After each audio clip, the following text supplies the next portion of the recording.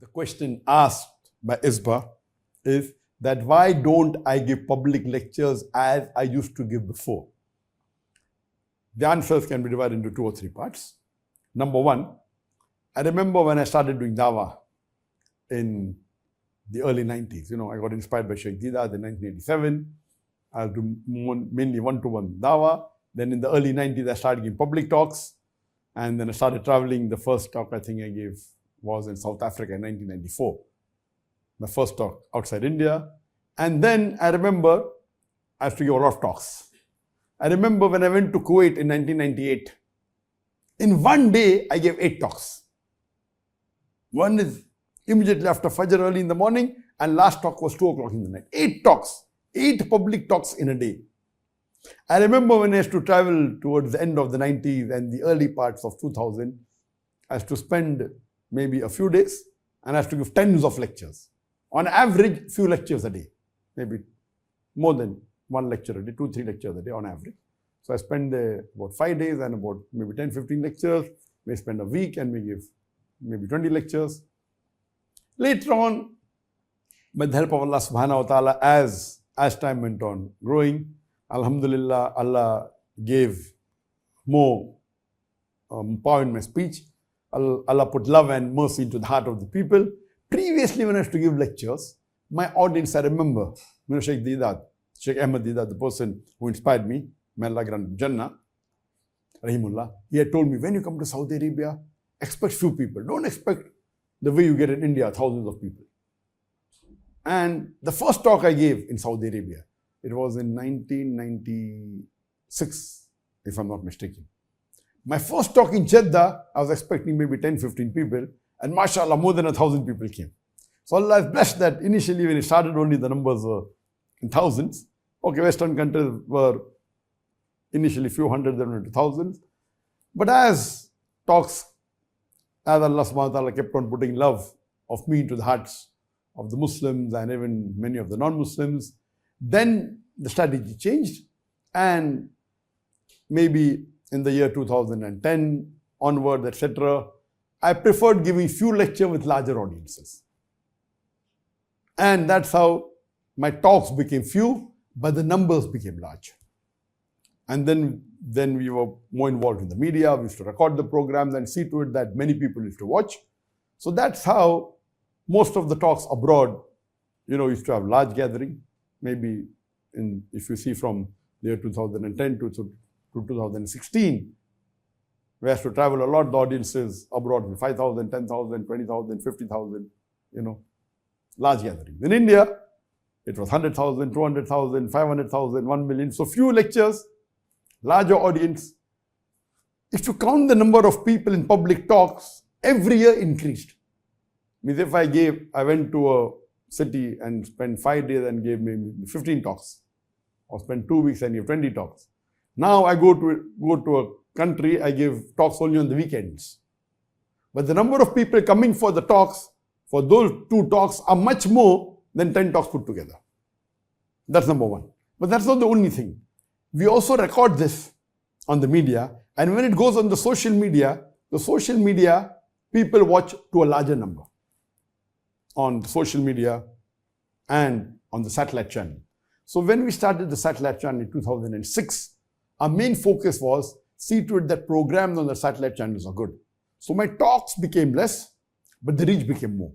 Now the satellite in 2016, Peace TV English alone had 100 million viewers. Then Urdu, mashallah, had 80 million viewers. Bangla had 50 million viewers.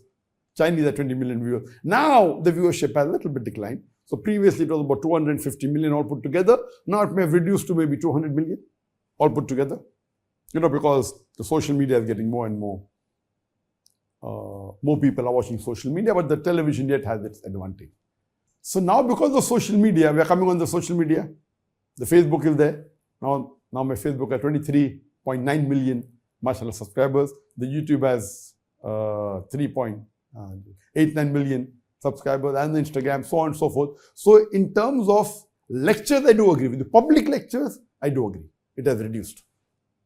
And, because of the onslaught of the Indian government in 2016, after that, 2016, I only started traveling to countries which are more friendly to Muslims, as well as those countries which I know doesn't have good hold of India.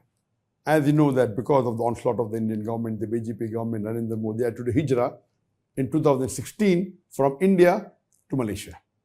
After I did hijrah, of course the Indian government was after me. So after 2016, whenever I traveled to any country, whether Muslim or non-Muslim country, I did not travel to the country until I had invitation from the head of state or the home minister.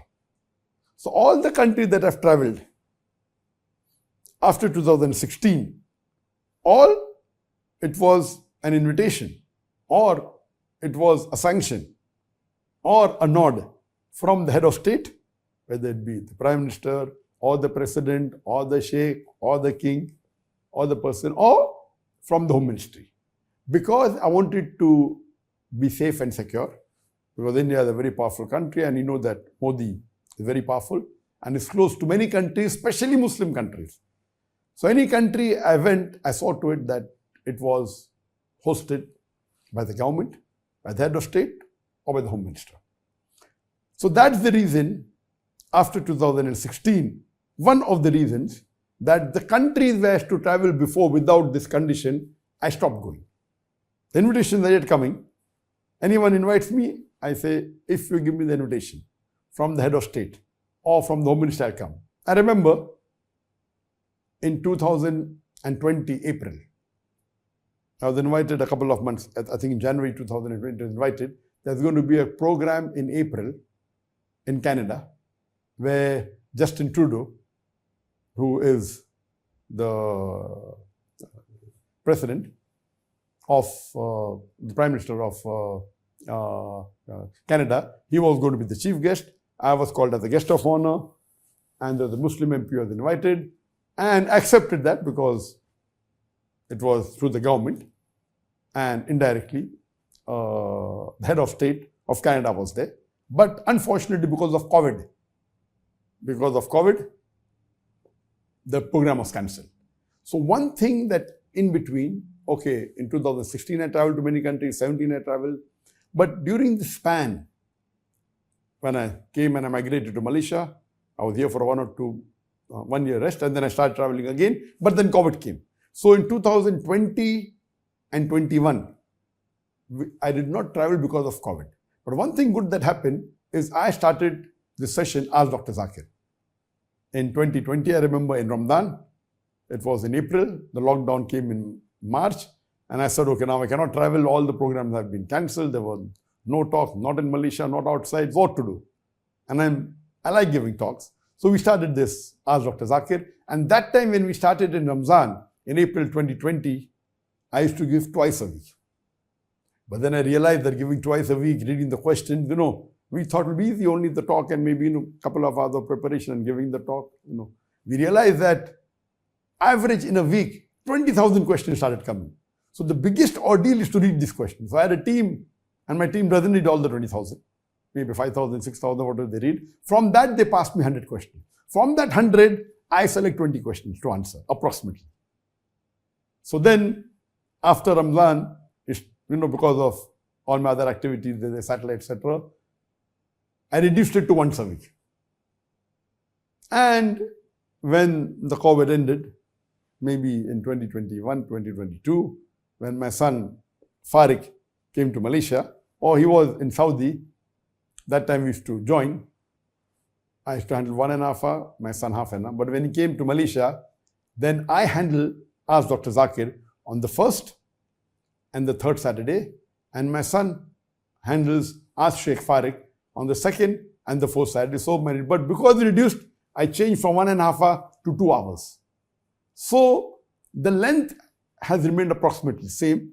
Previously was, in Ramadan it was 1 hour, twice a week, then became 1.5 hours once a week. Now it becomes 2 hours to 2 hours 15 minutes twice a month.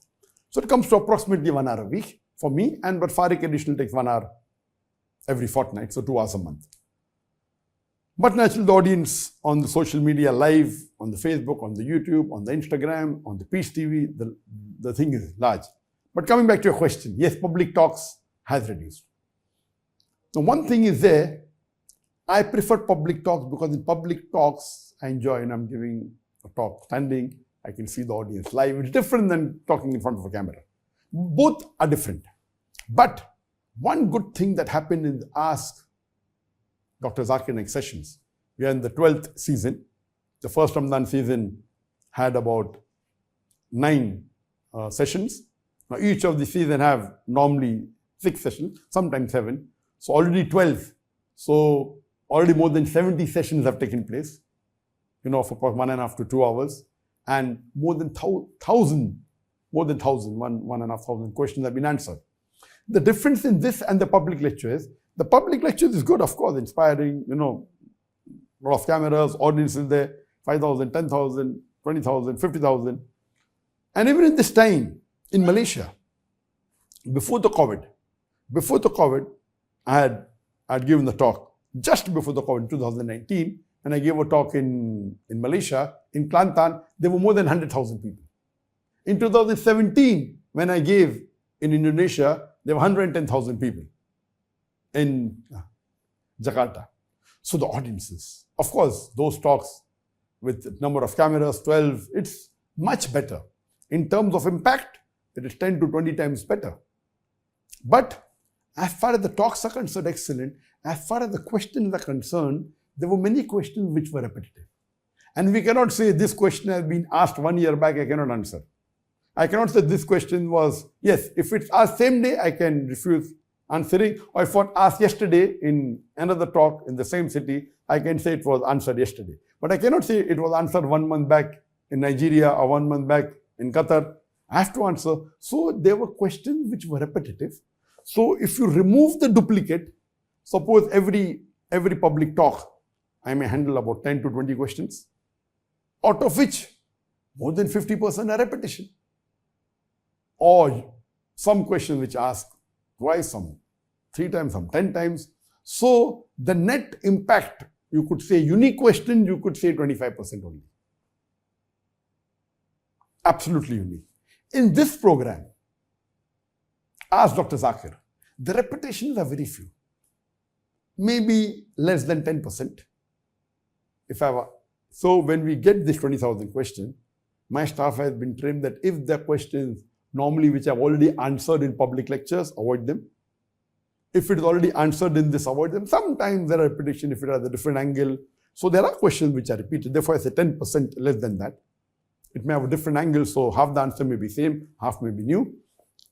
So the questions are unique. So in these 3 years, 2021, 22, this 3 or 4 years, the question on my Ask Dr. Zakir is more information than all my questions in about 15 years of my public lecture. Yes, I purposely do not repeat what I've already given. So most of the comparative questions that I've answered in the public, I'm not answering here. Most of the common questions, it's being asked, but I'm not selecting it. So the difference in this is that which is more beneficial for the Ummah. So I feel that this question answer session, of course, the impact of the audience is far better. I personally love it more. I like the audience, I get the live feel. But the benefit for the Ummah is that this question answer session has its own impact. The talk has its own impact. But the second part of the talk with the question answer session, this is better. So I feel both are required. That's the reason I've given my editors more weightage for editing the question answer session, the Ask Dr. Zakir. So both has, of course, the impact of a public lecture with the audience, with the jimmy jib. This is only with 3 cameras. That is the 10, 15, 20 cameras.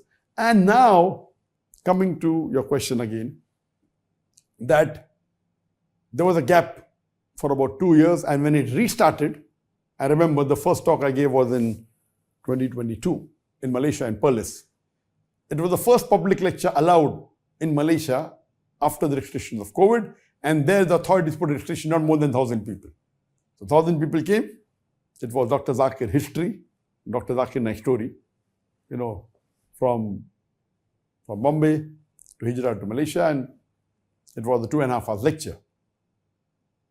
Now the situation is that when I started sending the request, I will only accept invitation if it's from head of state. In this year, 2024, I got invitation from about 14 countries. Normally for public lectures in 2016, 2015, I normally accept invitations, pure public lectures, about 3 or 4. 3 or 4 countries. And in the Gulf country was common. Going to Dubai, going to Saudi, going to Qatar was common. So besides these 3 countries where I have to go repetitive every year, additional maybe 3 countries. Now in this year, I received invitation from 12 to 14 countries, fulfilling this criteria. So I decided, okay, I will go to at least 8 countries this year. So because of that, mashallah, we recently, just a couple of months back, we purchased the best of cameras. When we used to travel before to any country abroad, we used to travel with a crew of about 50 people. And with me and my family, about 50 to 55 people crew. With me and my family, about 60 people used to travel. So when we went to Gambia, we went to Nigeria that time, so crew used to go along. So and that time we used to travel with 14 cameras. This time we purchased, again, the best cameras that's available in the world.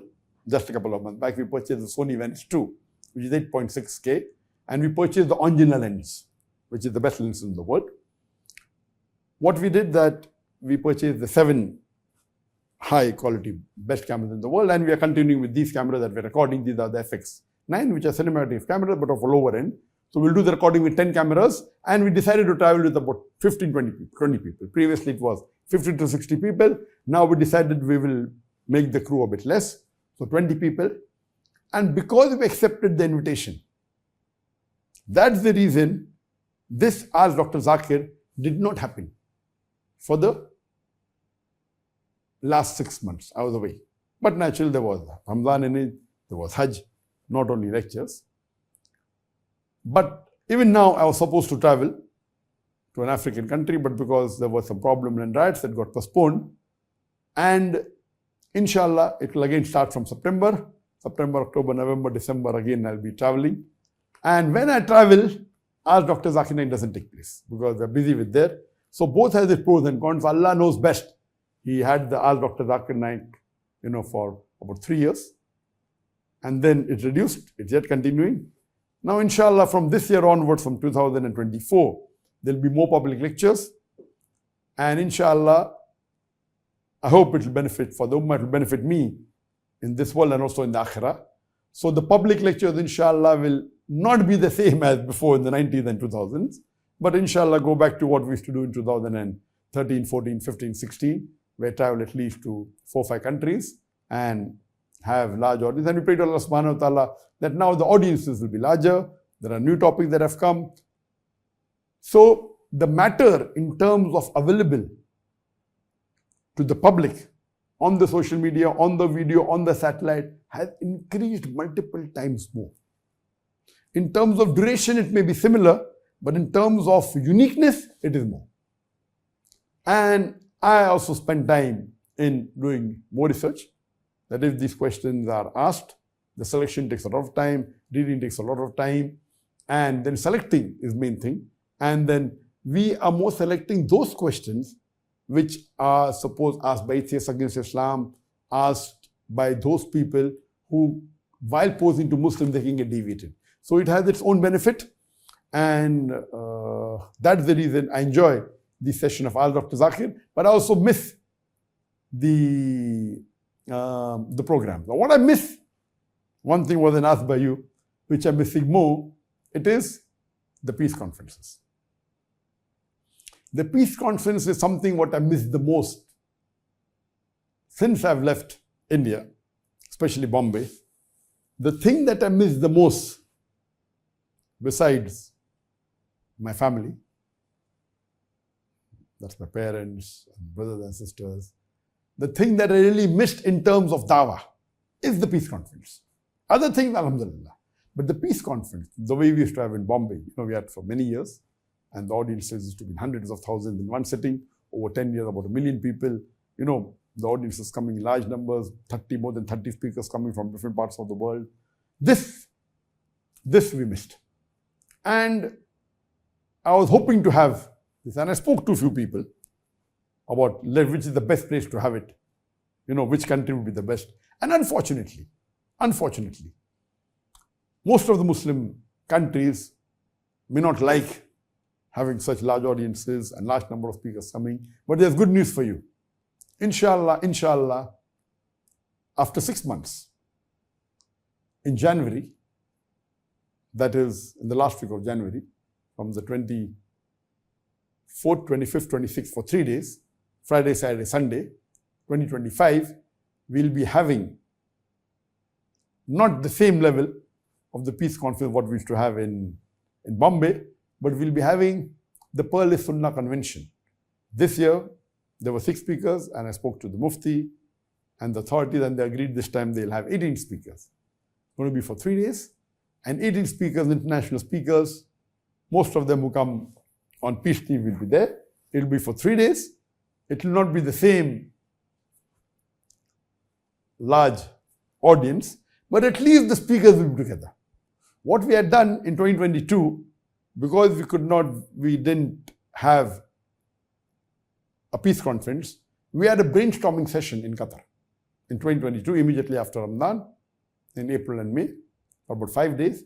And we had the top duats, 14 coming and discussing about the various aspects. And this, inshallah, in this time we'll be having the Pearl-e-Sunnah Convention after 6 months in January 2025. And inshallah, it may not have that large audience, but we expect at least 10,000 people to attend this convention. So the peace conferences that are there were large number of audiences that used to have, unlike any other conferences, it will be the largest in the world. Inshallah, Allah will make it possible that we'll have these large conventions and conferences very soon. Inshallah, in the coming years, we'll have bigger conferences with large number of duats. See to it that the entry is free, absolutely free, so more number of people can benefit from it. And I pray to Allah subhanahu wa ta'ala, may He make us instrumental in spreading the deen.